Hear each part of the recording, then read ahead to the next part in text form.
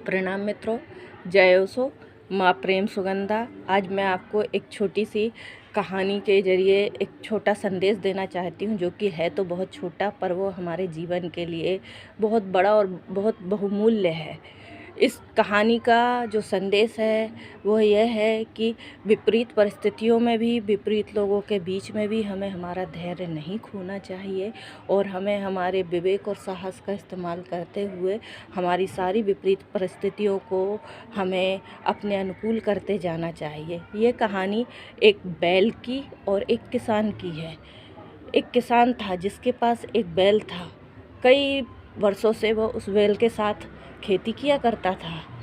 एक दिन किसान खेत में खेती कर रहा था और बैल खेत में चर रहा था। अचानक वह बैल उस खेत में बने हुए कुएं में जा गिरा। जैसे ही वह उस कुएं में जाके गिरता है, वह कुआं बहुत गहरा था।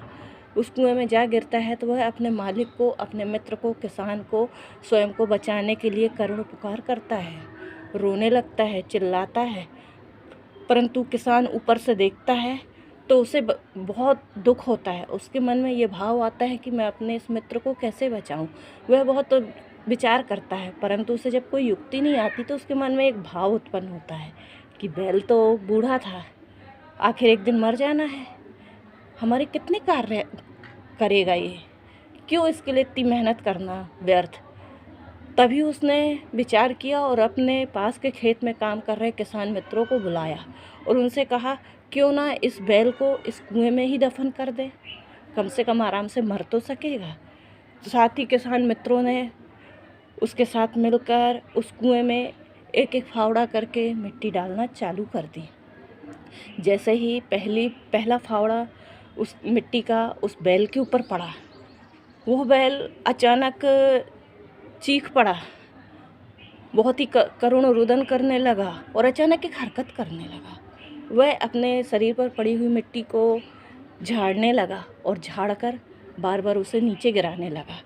ऊपर से किसान फावड़े से मिट्टी डालते जाते थे और वो बैल अपने शरीर पर पड़ रही मिट्टी को नीचे गिराते जाता था और उस मिट्टी को सीढ़ी की तरह इस्तेमाल करने लगा।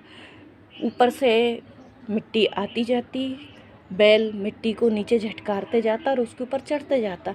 ऐसे होते होते काफ़ी देर हो गई और थोड़ी देर बाद वह बैल देखता है कि वो कुएं के बिल्कुल किनारे पे आ गया और वो छलांग लगाकर कूदकर बाहर चला जाता।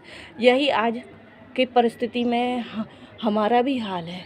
यदि हम किसी कठिनाई में पड़ जाते हैं, किसी मुसीबत में पड़ जाते हैं या कोई समस्या हो जाती है, तो हमारे आसपास के लोग हमारे ऊपर मिट्टी का बोझ अर्थात अपने बुरी भावनाएं, बुरे विचार और कूड़ादान हमारे ऊपर डालते हैं।